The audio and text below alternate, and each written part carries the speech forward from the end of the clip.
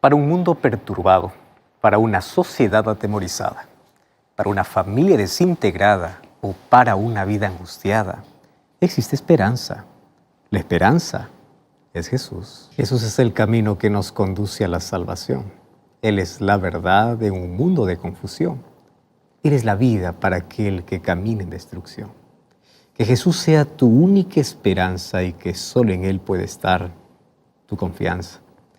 Bienvenido, está comenzando un programa más de Libertad sin Límites. Ya sabemos que tenemos este encuentro marcado en este mismo canal, en esta red social y en esta radio, para poder hablar sobre asuntos realmente importantes para la vida. Esos asuntos que pueden ser comunes, rutinarios o tienen que ver con nuestra vida, con nuestra familia y nuestra relación con Dios, son abordados a la luz de la Biblia. La Biblia es la palabra de Dios. Y todo aquel que cree en la existencia de un Dios soberano, cree que Él se comunica con el ser humano. La manera como se comunica es a través de su palabra. ¿Cuánto bien nos hace hacer una pausa en nuestra vida, detenernos en nuestro tiempo para poder escuchar la voz de Dios? Y cuando Dios habla, siempre trae vida, trae esperanza, trae fe, trae fortaleza. Así que hoy tú vas a ser fortalecido por la palabra de Dios. Hoy tú puedes quitar la culpa que tienes en la vida si es que estás sufriendo por alguna cosa de tu pasado, porque hoy queremos abrir la Biblia para poder encontrar esperanza y perdón para nuestros mayores errores o nuestros mayores pecados que cometemos en la vida. La palabra pecado para una generación como la nuestra puede hasta parecer ofensivo, porque cada uno cree que tiene su propia verdad. Mas el pecado es lo más peligroso que puede enfermar y deteriorar al ser humano. Así que hoy tenemos la medicina para nuestra alma, para nuestra vida, y es la palabra de Dios. Y hablando de palabra de Dios, quiero ofrecerte un material maravilloso que está en formato DVD. Se trata del DVD Santuario El Camino de Dios. Aquí vas a encontrar 13 temas que fueron grabados directamente en Israel, donde es visto el plan de salvación. Puedes solicitarlo a nuestro WhatsApp más 5512-98-100-1460 o ingresar a nuevotiempo.com/escuela bíblica o estudielabiblia.com.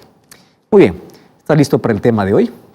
No cambies el canal, vamos a una brevísima pausa y ya regresamos aquí en Libertad sin Límites. Arrepentimiento es la cura para el problema más peligroso del ser humano.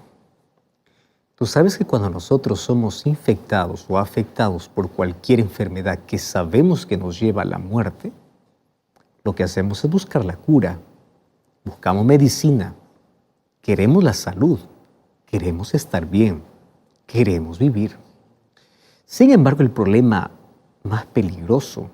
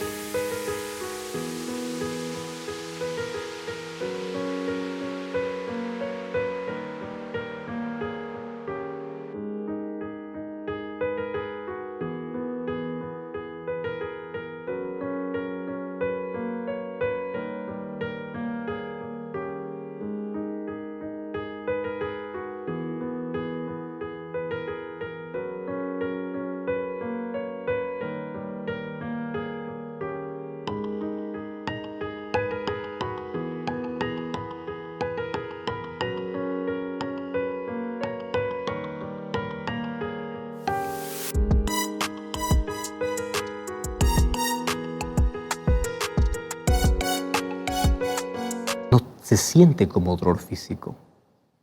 El problema más peligroso está en el corazón humano, está en la mente del ser humano. ¿Y cuál es la cura para ese problema que nosotros ya traemos desde el momento que nacimos? Pues el arrepentimiento. Solo que el arrepentimiento no es producido naturalmente por el ser humano. Es la acción de Dios en el ser humano cuando éste le permite que Dios pueda actuar. Solo que la palabra arrepentimiento para muchos es un término solamente religioso, como la palabra pecado. Vivimos en un momento de la historia en que muchos creen que la palabra pecado es un término que solamente al religioso le debe interesar. Cada uno tiene su propia verdad. El relativismo ha llevado a pensar de que cada uno puede definir qué cosa es bueno y qué cosa es malo en la vida. Gracias a Dios, que quien define qué cosa es bueno y qué es malo no es una autoridad política, no es una persona famosa, no es un influencer y no eres tú. Quien define es Dios. Y aquello que tú haces es pecado si es que Dios dice que lo es, aun cuando tú digas que no lo es. ¿Y sabes qué cosa es pecado? Aquello que te mata lentamente porque te separa de Dios. Y hoy queremos hablar cuál es la solución para ese problema. Y aunque tú digas que eso no tiene nada que ver contigo, tiene mucho que ver. Pero no nos vamos a enfocar en el problema, vamos a la solución. Y la solución siempre será Cristo.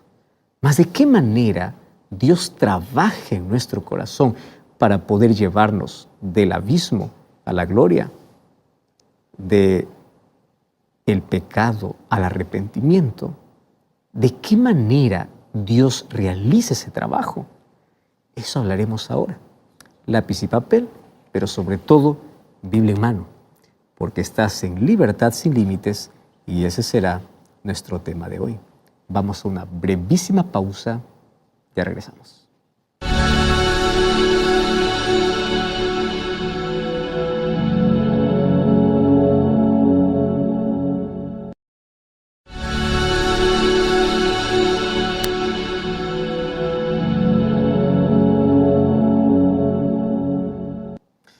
Qué peligroso es caminar en los extremos.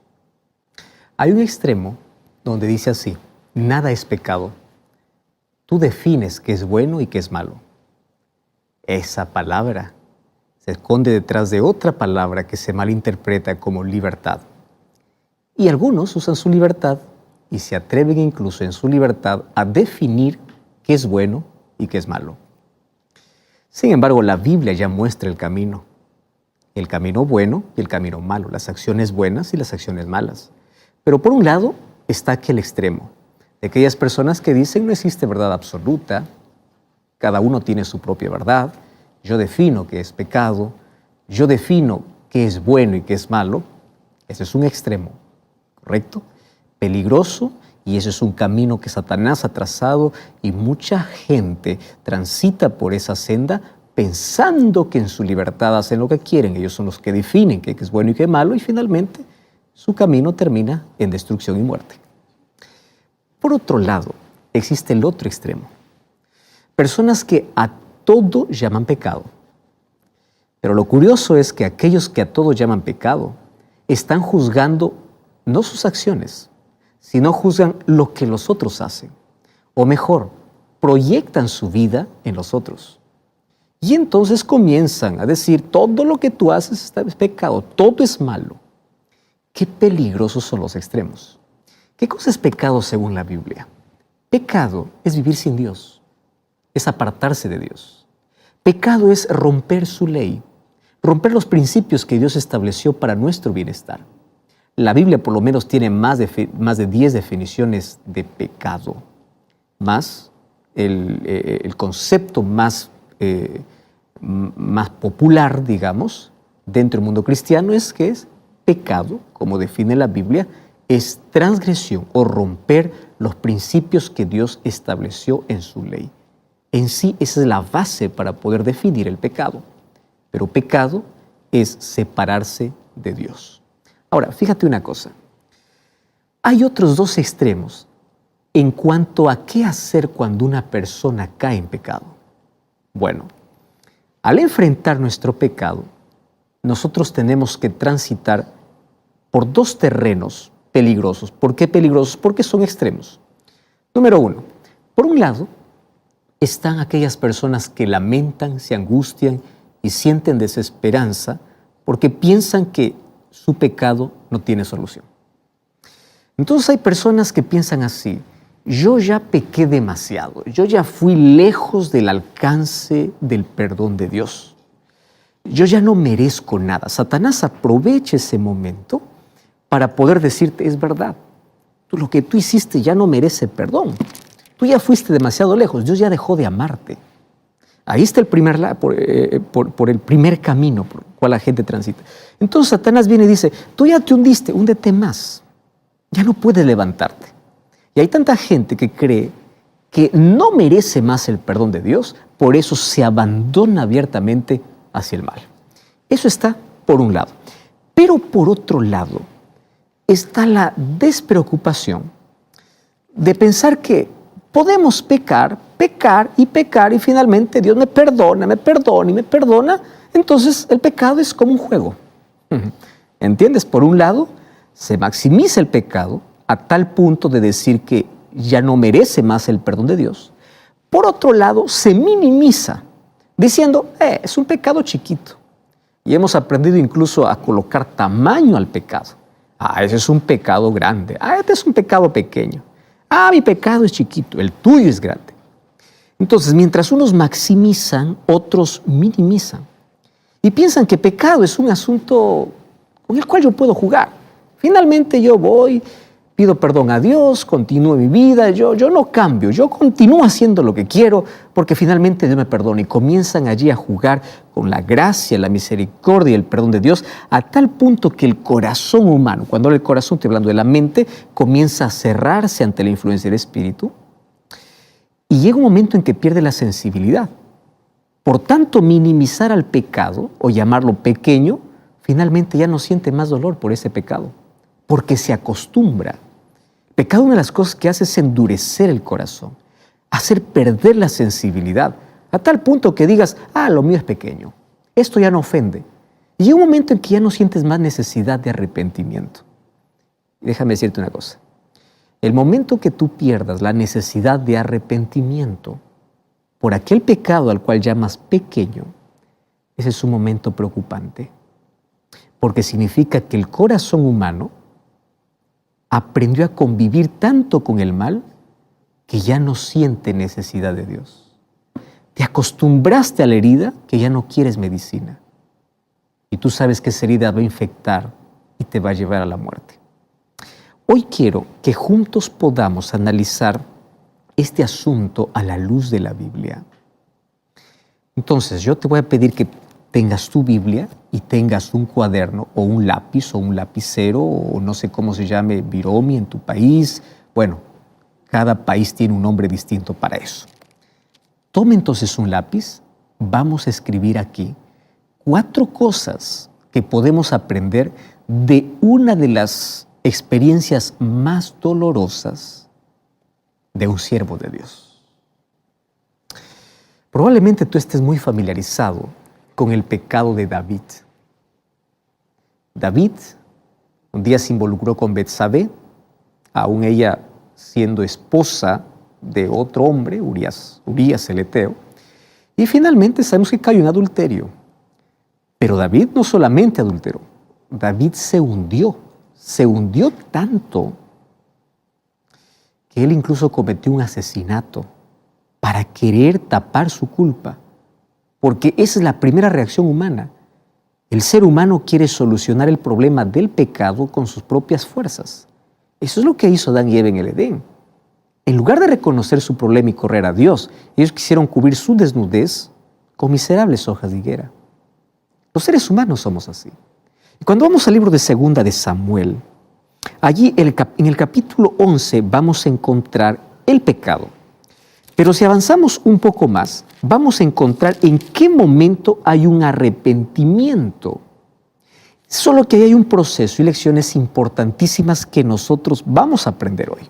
¿Correcto? Entonces, abre tu Biblia, 2 Samuel capítulo 11 está la historia, pero nos vamos a detener un poquito en el capítulo 12. Y desde el versículo 1 al 15 vamos a extraer 4 lecciones que necesitamos aprender sobre este asunto.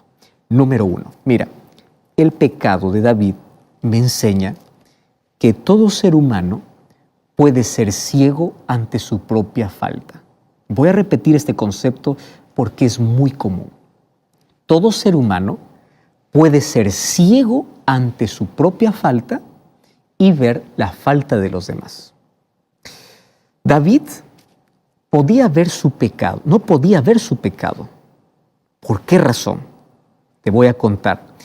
A partir del versículo 5, o desde el versículo 2 en adelante, dice que el profeta Natán va para tener una conversa con David. Claro, el profeta es enviado por Dios. Dios quiere restaurar a David y envía al profeta.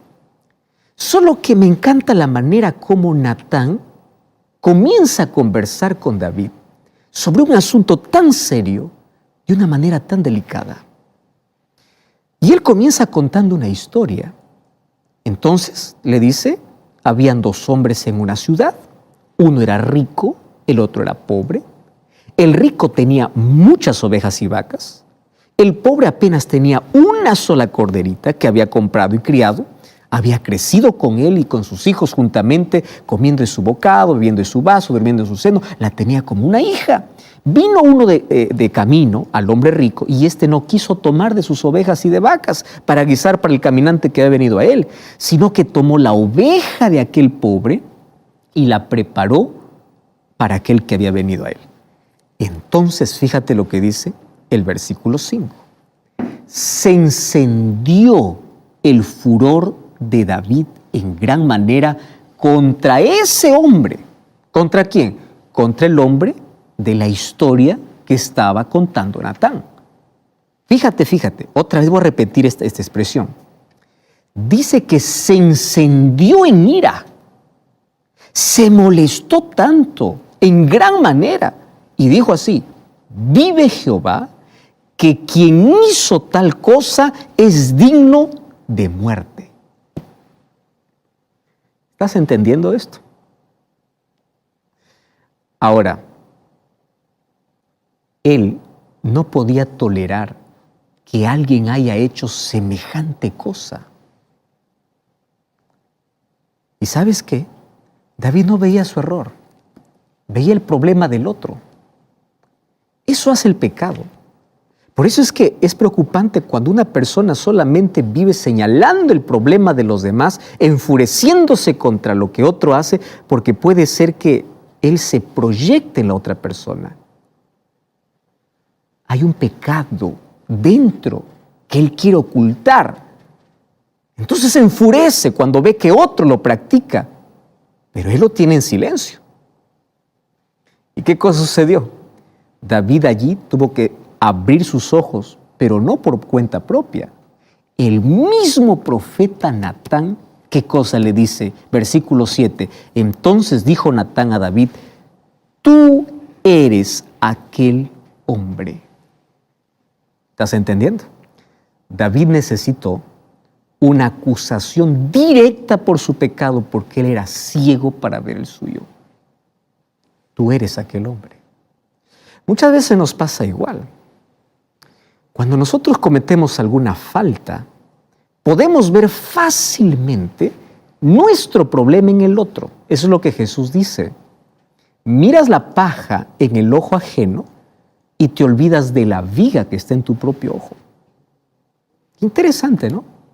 Entonces, la primera lección: cuando una persona siempre está acusando, está enfureciéndose con lo que el otro hace, está detrás, allí, puede ser que él no soporte más la culpa que lleva. Y él quiere que el otro también pueda experimentar un poco del dolor interno que él tiene. Eso es lo que hizo David. Porque lo que hace el pecado, en primer lugar, es enceguecernos para ver nuestras faltas o para minimizar las nuestras y maximizar las de las otras. Ese hombre merece morir, dijo David. Ahora imagínate la reacción de David cuando Natán le dice: tú eres aquel hombre. Sus ojos se abrieron, las escamas cayeron, vio su realidad y él mismo se había dado sentencia de muerte. ¿Sabes que hay varias razones por las que puede suceder esto? Podemos dejar que a veces podamos ser confundidos entre la línea del bien y del mal. En nuestra mente existe una confusión tremenda cuando comienza la culpa a dominarnos después de haber pecado. Mira, muchas personas suavizan su punto de vista sobre el pecado cuando han caído en él. Minimizan el suyo, pero maximizan el otro. Entonces eso tiene que ver con una confusión mental o con lo que el pecado hace para poder enceguecer al ser humano. Ahora, también podemos coquetear habitualmente con el mal. Así nosotros disminuimos, obviamente, nuestro sentido de reconocer lo que realmente está mal. ¿Por qué? Porque puede ser que tú estás jugando con el mal y cuando el otro practica el mal dices, es algo pequeño porque tú también lo estás practicando. Entonces aquí hay dos extremos. O te enfureces porque el otro practique el mal, porque es tu propio pecado, o minimizas el mal del otro porque es un mal que tú también estás practicando. ¿Cuántas veces, por ejemplo, se aceptan las prácticas de inmodestia en cuanto a forma de actuar, de vestir, de hacer? Lo minimizas porque ese es también tu problema. Mira hasta dónde nos puede llevar el pecado, o a maximizarlo en el otro o a minimizarlo. Entonces, a veces nosotros queremos acomodarnos a los estándares de este mundo, a lo que los otros piensan, a lo que la tendencia va. Tú ya te diste cuenta cómo los conceptos van cambiando a través del tiempo. Y esas tendencias cómo afectan, ¿verdad? Porque aquel que no se acomoda mentalmente a esas tendencias es visto como uno del pasado, como uno que no forma parte de la cultura, del círculo. Qué peligroso es acostumbrar nuestra mente a la influencia o los estándares de este mundo que finalmente se convierten en normas, anulando ¿qué cosa? Principios establecidos por la palabra de Dios.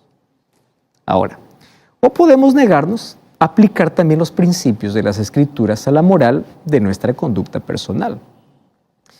Hay ciertos hábitos, obviamente, que no son compatibles con la vida cristiana. Pero el ser humano lo minimiza tanto.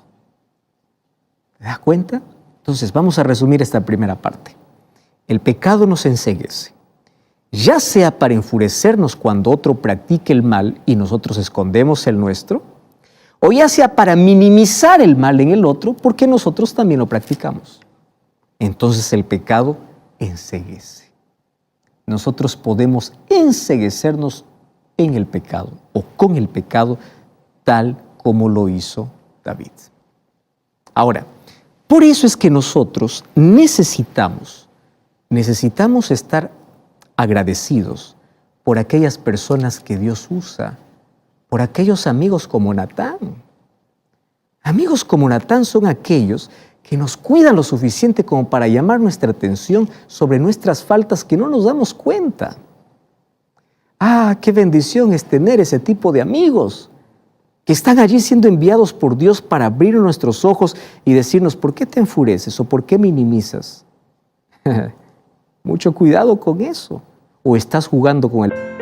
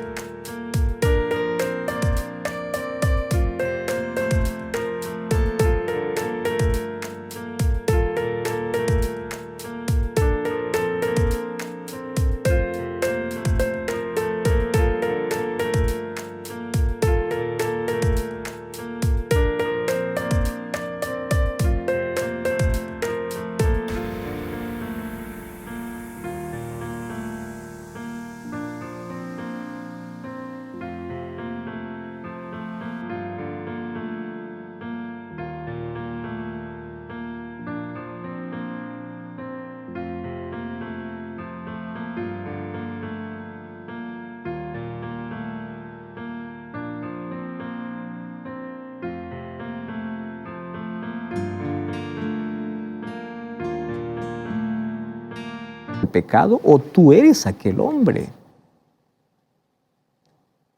Y a mí me encanta porque Natán tenía un tacto tan especial para poder llegar siendo enviado por Dios, siendo el mensajero de Dios. Él pudo haber llegado de una manera arrogante, como alguien superior, como alguien santo, delante de un pecador a decir, ¡hey, miserable, tú has pecado y esto! Y criticarlo. No. llegó de una manera tan especial. No solamente es ayudar a alguien que cayó en pecado, es la forma como tú lo haces. Pero también necesitamos ser como David. ¿Abierto a qué? Ante cualquier cosa que alguien te diga, tú hiciste eso, tú te equivocaste, tú pecaste, David no negó. No lo negó. Cuando sus ojos se abrieron, él no fue tan ciego como para no poder ver todas sus fallas que había cometido. ¿Tú recuerdas cuando Saúl fue señalado por Samuel? Saúl no reconoció su pecado. Él justificó su pecado. En cambio, David sí reconoció su pecado.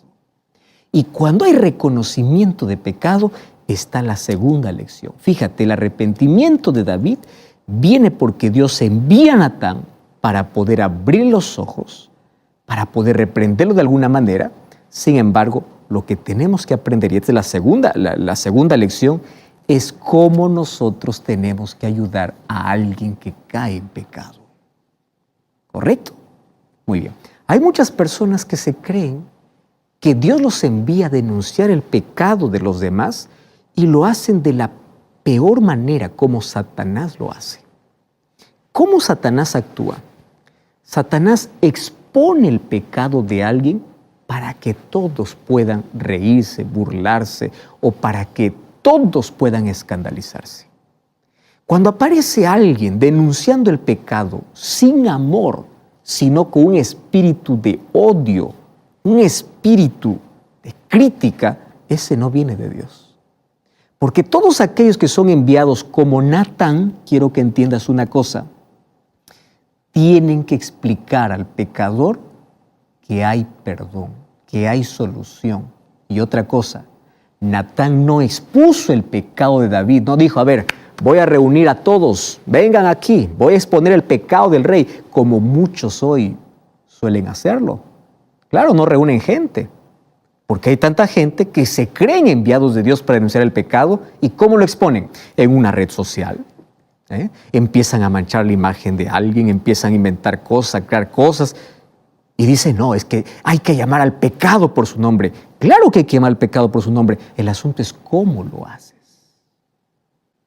Natán fue hasta la casa del rey de manera personal.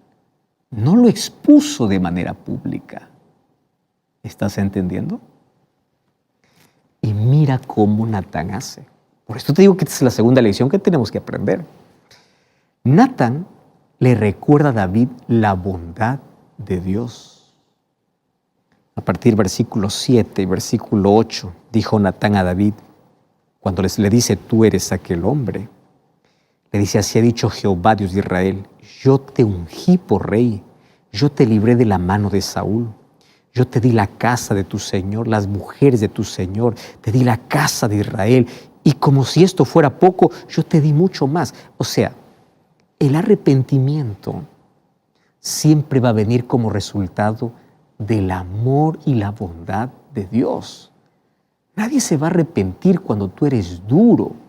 Nadie se va a arrepentir cuando tú solo le condenas y le dices que ya no merece más y que se equivocó y que está hundido. No, el arrepentimiento va a venir cuando le recuerdas cuán bueno sigue siendo Dios.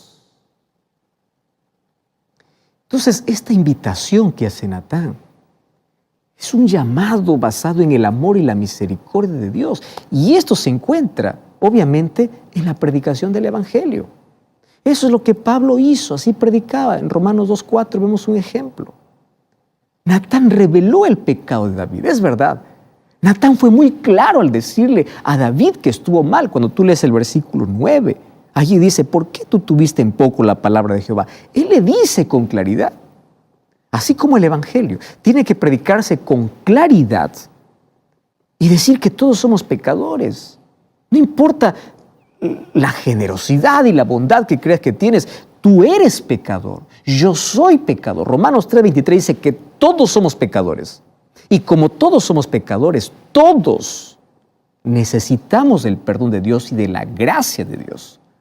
Entonces yo no me voy a presentar delante de alguien como alguien superior, como alguien que no peca. Yo soy pecador igual que el otro.